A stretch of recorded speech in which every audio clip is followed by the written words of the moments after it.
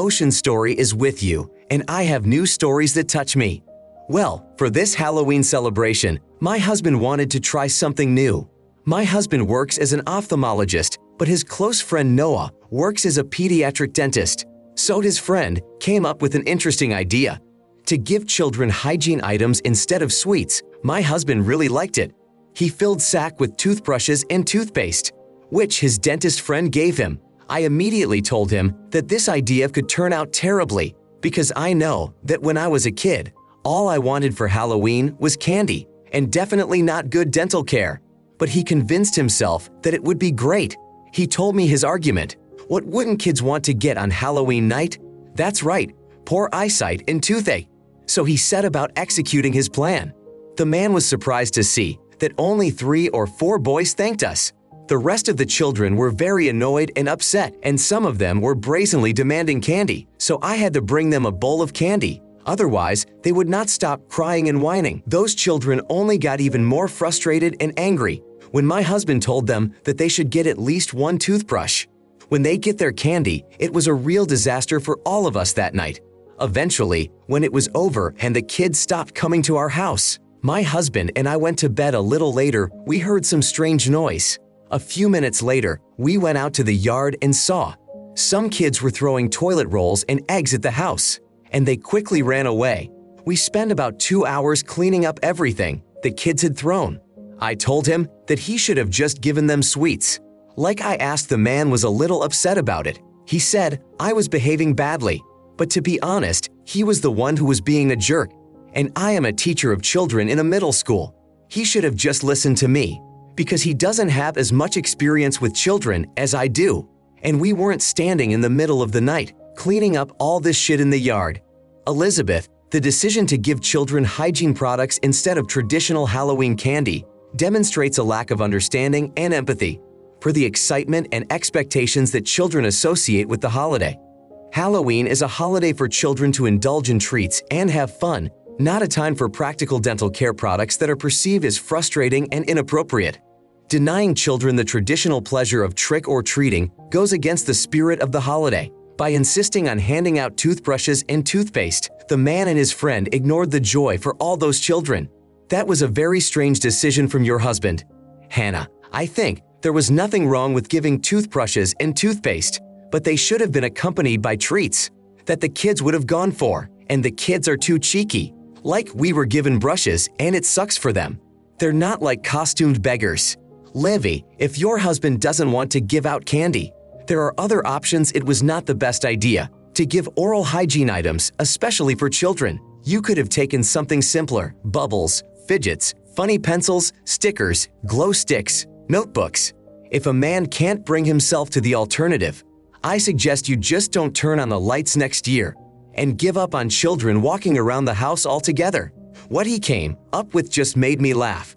What was he thinking? This holiday is called about candy and life, so it was really worth giving not only hygiene products to children. Lillian, woman, you know what happens to children. Middle school students today are like animals and savages.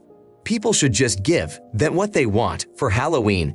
However, have you considered the possibility that it was one of your students? You'll have a certain reputation in the school because of your husband's actions. After all, children remember those who offend them. I think your students might not have done it for candy. I'm quite serious. Kids who go trick-or-treating get so much candy. No toothbrush can handle it. Imagine what a child who didn't get what he wanted is going to do. He grabs what you gave him and goes to the next house. You become an evil villain for them, for whom they plan revenge. In addition, throwing eggs and paper at the house. This is usually a calculated step that they planned in advance. Next story. A couple of days ago, in the morning, I was driving my son to his elementary school. One of the moms walked past me with her son. This woman is currently pregnant. My son asked me why this girl is so big, and I told him that she is going to have a baby. The baby is still inside this girl, but we should not tell people that they are big, because it might offend their own feelings and dignity. Then the son asked, why is the baby inside and how does it eat? Again, I had to explain additional things to my son. I said that babies grow inside their mothers until they are big enough to come out, and that mom eats food and her body turns it into baby food. which the baby receives through a special tube in the middle of the stomach. Then I poked at his stomach, and I said that this is where the tube used to be, thanks to which he ate. This conversation was overheard by a mother who was with her child. She came over to talk to me. She told me that I should not discuss it. Of course, I said that I was explaining to my son his question, but she put her hands over my ears and started talking about her own, that I was telling my son some nonsense and inaccurate information, that normal parents should deal with this issue, not fools like me. I was standing on my cheek, and I could barely resist arguing with this lady. Although the urge was incredible, she said some more bad words to me. That's how that damn day went. Then in the evening, when my wife and I went to bed, I began to tell them what had happened today. I told what interesting facts our son had learned, and that one crazy woman heard all this and came to us. I told my wife everything that happened there, but her reaction to it was not what I expected. My wife said that I shouldn't talk about pregnancy with small children, especially with boys at such an early age, and that I have no right to expose our son to such topics. It is not appropriate for him at this moment. Of course, I try to respect everyone's parental choice. But is it right to control what I say to my own child? Because our child might hear it and misunderstand it. I don't think this topic was inappropriate for my son, but for some reason my wife thinks so. We had a bit of a fight about it. She doesn't want to talk to me yet, but I don't see any problem even here. Scarlett, the woman who interfered with your conversation with your son, demonstrated a lack of respect and crossed boundaries by physically blocking your ears and scolding you for discussing a natural and age-appropriate topic. She crossed all boundaries and should have respected your role as a parent in dealing with your son's issues. As a parent, you have the right and responsibility to decide how to discuss sensitive topics with your child based on your values, beliefs, and judgment. I think it is important to consider different points of view. Ultimately, you have the right to make decisions that are in line with your parenting approach and the well-being of your child. Ellie, it's extremely rude what your wife thinks that, especially boys, should not know the basics of human biology. Boys are equally involved in this process as girls. You answered the questions in an age-appropriate manner. When your son asked you about it, if your wife wants to say that the stork brings babies, that's her problem. You did nothing wrong for the child. Anthony, dude, you handled this perfectly, 100%. I think that woman has some issues. She's probably going to homeschool her child soon, if not, to expose her child to the basic facts of life and science. Stella, she's definitely out of her mind. If kids are old enough to ask, then they are old enough to know the answers. If that woman wants her child to believe that some mythical giant overgrown bird brought her a child, then that's great, but the children will be shocked. There is nothing wrong with not babysitting your child. If you started going into too much detail and inappropriate detail, that would be one thing, but it was actually a very good way to describe why women are great. Now I want to tell a different story. I retired at the age of 64 years ago. I moved to the north to live. My children are now quite old, but we are not very close. I am to blame for our poor relationship. I often worked away from home, so they were raised mostly by women. I bought a plot of land called fertile land. I rent it out for other people to hold events. I do not live in poverty and have a good income. My house has an outdoor dance floor, a jacuzzi, and a guest house for 14 people. I have also built a couple of buildings, one for a bathhouse and another for a garage. And I live on all this large territory. Once a conflict arose, I don't want to let anyone from my family live with me anymore. The first months I settled here, I didn't mind my relatives living here, but they all started to abuse my goodwill. They didn't clean up any garbage, picked fruit from my trees, and then they threw them out right in the yard. My relatives did not listen when I told them not to go to the jacuzzi on Tuesdays, because on that day there was cleaning and a whole bunch of other things they did. My son wants to have his wedding at my house. My house looks like a palace from cartoons, about the times when palaces were in fashion. My son is just obsessed with this house, so he wants to have an off-site wedding on my property. I dare say I wouldn't even mind, but then he tells me that his guest needs a place to stay. He asked if I would take them to my place for 8 days before the wedding, and that, since they spent a lot of money on the trip, they shouldn't have to pay for their accommodation. Of course, I am not happy about this, so I tell my son that they can do it in one of two ways. One, the guests. They can pay me to hire additional staff who will clean up after them and cook for them all these days. The second option is that they can hold the ceremony, take photos, and have the reception here, and then stay somewhere in a hotel. I didn't even consider paying the hotel bill. It would cost me more than I earn by renting out my apartments. But it would have been worth it to not have to deal with headaches. People who don't know how to behave. I let my son bring his friends here. When he graduated from university, he and his friends left the place in ruins.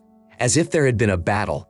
I found a whole bunch of lemons in the jacuzzi. There were a lot of lemons, about 80 of them. They had picked them from the trees and thrown them into the jacuzzi.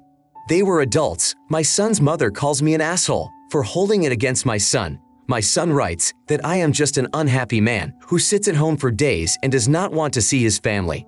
But this is not true. When he came with his girlfriend, I put them up at a nice hotel from which it took 12 minutes to get to my house.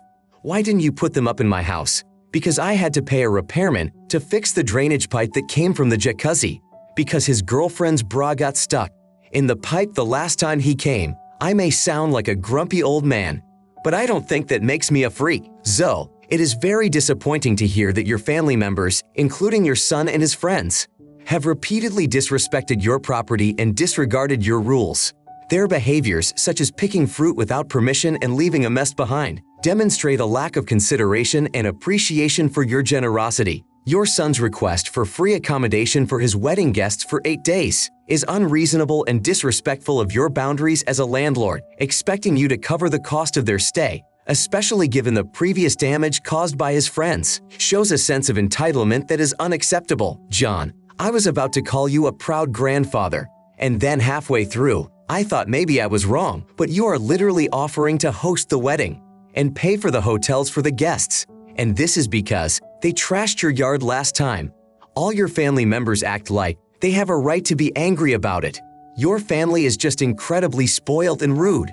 You're surprised that they've ever let them behave like this in your house before. Penelope, this has been my journey through the painful history of my father and owner. You are a very intelligent man, and in fact, you are trying your best to make your son happy and at the same time, not to be spoiled by the bad behavior of the people who visited you.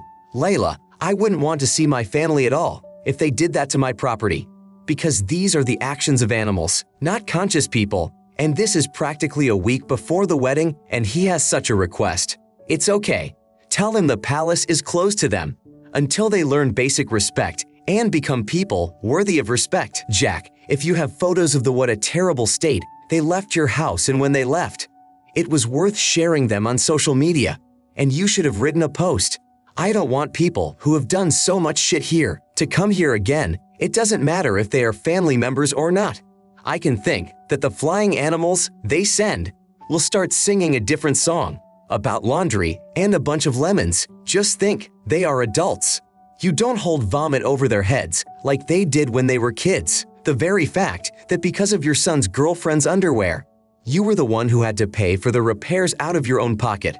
It made me angry the way they are persistent in their harassment of your house is amazing. Your son needs to accept one or the other of your offers. Otherwise, they will be somewhere else, and they will be able to destroy someone else's property. You are too kind to them. My next story. All my life I have been struggling with my excess weight. I'm not talking about childhood weight, that doesn't count. I mean that at the age of 14, I weighed 182 pounds. I'm 1 meter 64 centimeters tall for as long as I can remember.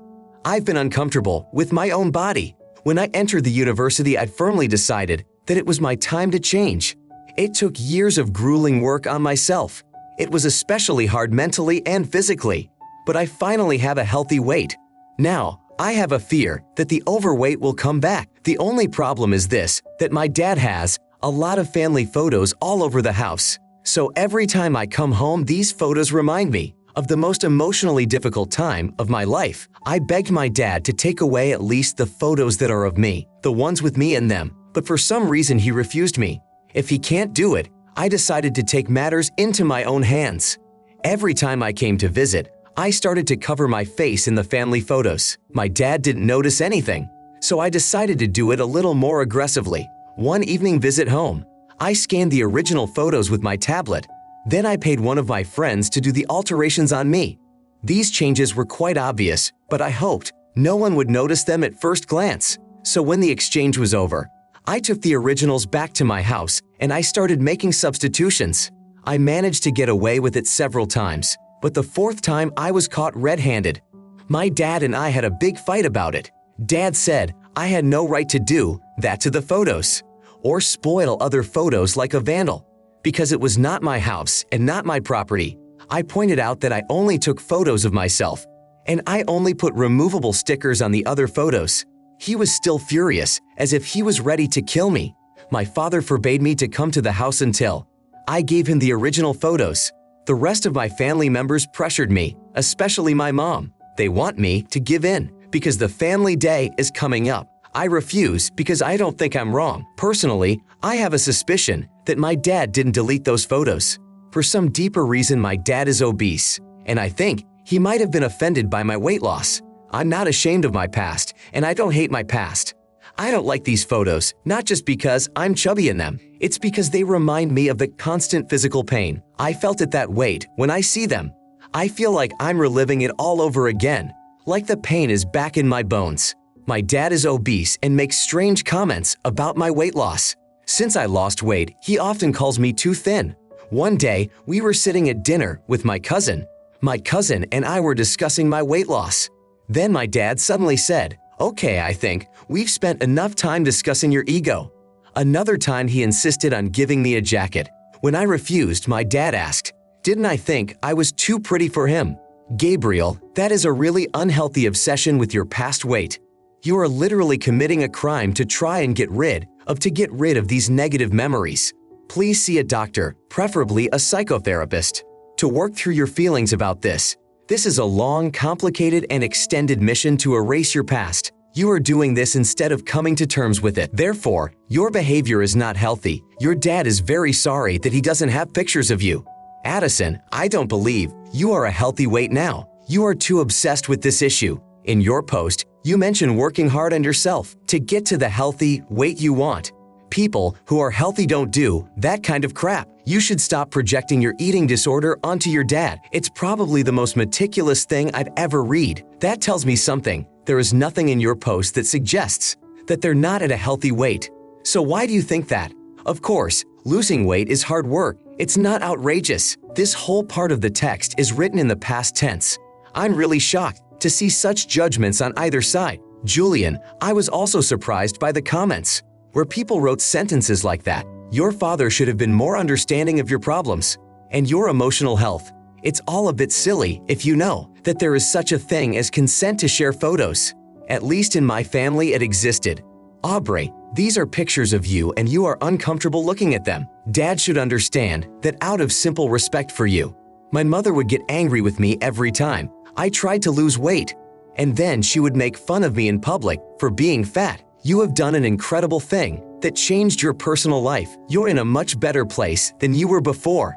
Your dad is trying to do everything he can to stop you. That's terrible and unacceptable. But unfortunately, these are her photos, so you have to give them to your father. Matteo, maybe you can give the photos back, but you can make it clear that you will not visit your parents until the photos are removed, and stick to it. After a few big parties that you miss because of the photos, someone in your father's circle will force him to take these photos down. Thank you all for the comments. I have some things to add.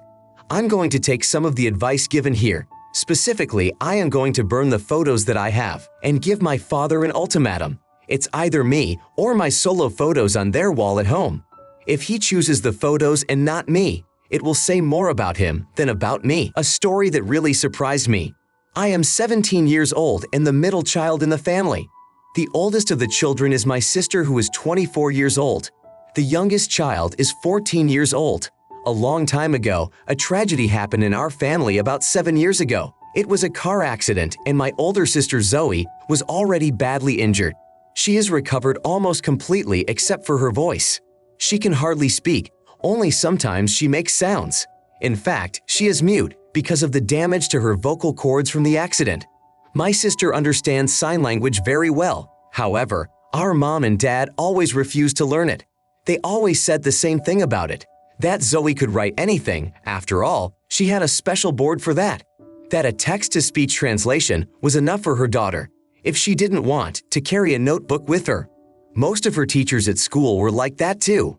But I understand them. She is only one student, and they can't give her all the attention because they are busy. These are our mom and dad. My sister and I have a lot of heart-to-heart conversations. After all, I was able to learn sign language for her, and my sister prefers to communicate that way. She writes well to our mom and dad, but my parents want to use text messages instead of uncomfortable phone conversations, in their opinion. What kind of relationship did your sister have with her parents when they went to school? Zoe doesn't want to just sit and text with her dad or mom for hours. Her parents expect her to sit on the couch with her phone and answer their messages as quickly as possible in real time. And she doesn't like it. A week ago, I heard my parents complaining about it and insulting my sister with their words. Then I exploded at them for treating my sister this way. I listed everyone who had learned sign language for my sister. These people were different. Me, a couple of cousins, our grandparents, a couple of aunts and uncles, the boyfriend she had after the accident. Then he started cheating on her, so later they melted down, but I still learned the language. Her current boyfriend and even her high school world literature teacher. Learn sign language. There are so many people who have been able to do this in order to have contact with the girl. Almost everyone did it, but not mom and dad. Because of what I said, my parents got very angry with me and said that I didn't understand, and then they put me under house arrest for a couple of weeks. Then my two aunts, who never agree on anything, called me. They started scolding me because of what I said to my parents. They told me that my mom and dad work full-time. They have 3 children and both go to church, where they have church duties, and that my sister and I are 2 dumb kids because we expect them to learn a new language in addition to all their other activities. One of the aunts sarcastically asked me what clubs and sports my younger sister and I had to leave so that my mom and dad could spend time learning a new language. This is how my aunts never agree with me on anything. We can't play sports with both sides of the family because they are very bad and don't understand certain difficulties. But they both agree that my sister and I are unbearable. So I just wanted to come here with my story and find out, do you agree that we are unreasonable and that I should apologize to my parents? Owen, your mom and dad should be the first ones to learn Spanish. If church responsibilities are more important than parental responsibilities, then the parents should check to see if what the church is teaching them is true. Also, it is not Zoe who needs these long phone calls. Therefore, they should find a solution for themselves, not for their trampled daughter. Jaden, exactly right. No church I've ever been to, under no circumstances, would put their obligations before the health and well-being of their child. Nora, the length of conversations that parents want is what struck me. If parents are so busy that they can't spare some time to learn sign language for their daughter, how do they have time for long phone conversations? If they have time for these conversations on the phone, let them spend it on something really important. Learning sign language for their daughter is something that would benefit them. Dylan, your phrase is from your aunts, that my aunts never agree on anything. Or this one, we can't communicate with both sides of the family because they're very different and don't understand anything. Usually, if 2 fools have a common opinion, it's a good sign that it's a fool's opinion.